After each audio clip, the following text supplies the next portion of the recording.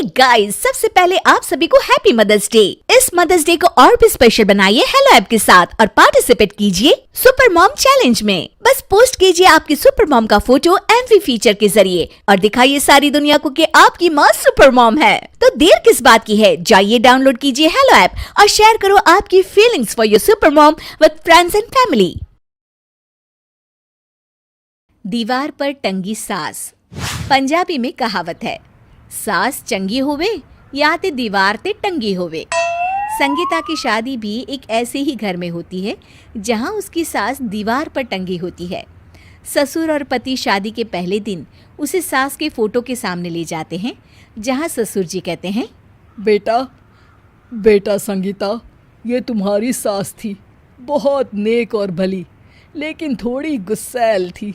गुस्सा आने पर सब तहस नहस कर देती थी, पर अब ये इस दुनिया में नहीं है। हाँ संगीता, माँ होती तो तुम इनकी कोई बात टाल नहीं सकती थी, वरना तो माँ घर में भूचाल ले आती। संगीता मन में खुश होती है कि अच्छा है कि ऐसी औरत अब इस घर में नहीं है, लेकिन दिखावे के लिए वो जैसे ही सास की फोटो के सामने हाथ जोड़कर खड़ी होती है, ये क्या? सास उसे देखकर मुस्कुराने लगी। संगीता आंखों को मलकर एक बार फिर से देखती है, लेकिन फिर सास के चेहरे का भाव, भंगिमा यानी एक्सप्रेशन बिल्कुल बदले होते हैं। वो अपने पति और ससुर को कहती है, माँ की तस्वीर तो स्माइल कर रही है। ना बेटी, ये कैसे संभव है? जरूर तुम्हें कोई गलती हुई होगी, ऐसा कैसे हो सकता है? लगता है तुम शादी की सारी फॉर्मेलिटी करते करते थक गई हो, तुम्हें आराम की जरूरत है संगीता। खैर, सारे संगीता की बात को इग्नोर कर कमरे में चले जाते हैं। वैसे सास की फोटो पर एक्सप्रेशन एक के बाद एक बदलते ही रहते हैं।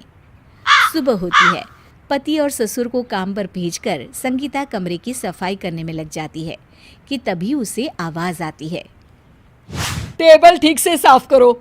ऐसे भी कोई टेबल साफ करता है? इससे अच्छा तो ये गंदा ही था। किसी औरत की आवाज़ सुन संगीता दंग रह जाती है और सोचने लगती है कि आवाज़ कहाँ से आई।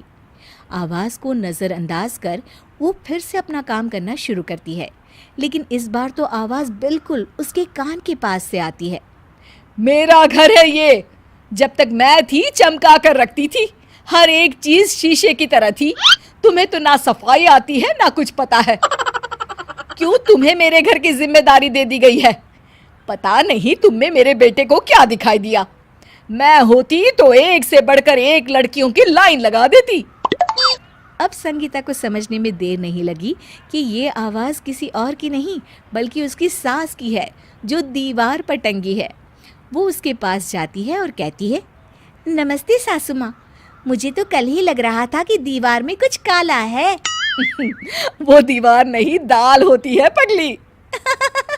सही पकड़े हैं सासू माँ। तो क्या हो गया आपको जो आप यहाँ भी चैन से नहीं बैठी हैं? सुना मैंने आपका व्यवहार काफी गुस्से वाला था।